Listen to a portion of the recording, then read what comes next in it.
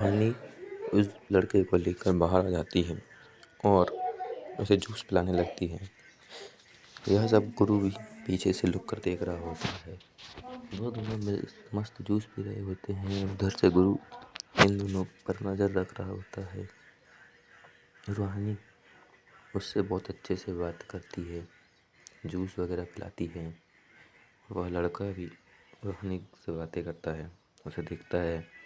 दोनों एक दूसरे का हाथ पकड़ने लगते हैं। उधर गुस्से रूहानी को पता था कि गुरु देख रहा है। रूहानी गुरु को जगाने के लिए सब कुछ कर रही थी। उसको पता है कि गुरु से कुछ होने भी नहीं देगा। गुरु भी उसे देख रहा था। फिर गुरु को ज़्यादा गुस्सा आने लगता है।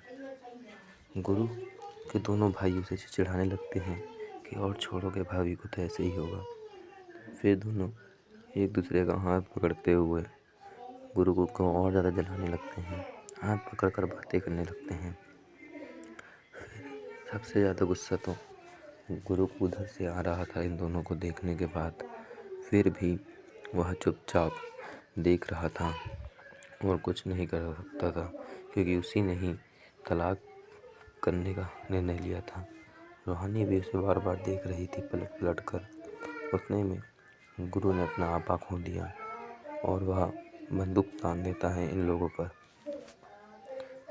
और बंदूक तानने के बाद गोली चलाने लगता है तो उसका भाई रोकते हुए कहते हैं, भाई गोली मत चलाना। मगर फिर भी वह किसी की नहीं सुनता और गोली चला ही देता है। वह लड़का नीचे गिर जाता है। उतने में फिर वहाँ से झाड़ियों से निकलकर गुरु आ जाता है और उसका कॉलर वालर पकड़ने लगता है। कॉलर पकड़ते ही रूहानी से छुटाने लगती है। मरवा बंदूक ताने हुए उस लड़के पर रहता है। वो कहता है, तुम मेरी कंपाउंडर के पास कैसे आए, कैसे उसका हाथ पकड़ा।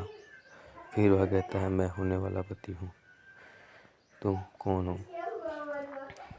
फिर गुरु और ज़्यादा भड़क जाता है। उसे फिर रूहानी समझाने लगती है।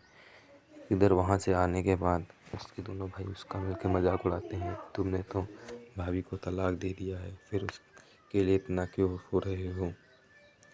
इधर रूहानी सब नाटक कर रही थी और उस लड़के को फिर और 500 रुपये देकर कहती है कि तुम्हें और 500 रुपये चाहिए थे तो ये 500 रुपये रख लो, मगर नाटक कंटिन्यू करो।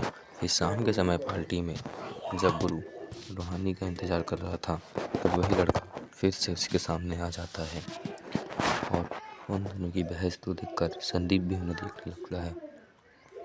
मगर उससे ज़्यादा कुछ हो पाता उससे पहले रूहानी वहाँ आ गई और रूहानी को देखकर गुरु दंग सा खड़ा ही रह गया, क्योंकि रूहानी बहुत अच्छी दिख रही थी। गुरु से देखकर सपनों में खो गया और उसके साथ डांस करने के सपने देखने लगा। फिर दोनों एक दूसरे को देखते ही रह गए और डांस करने लगे।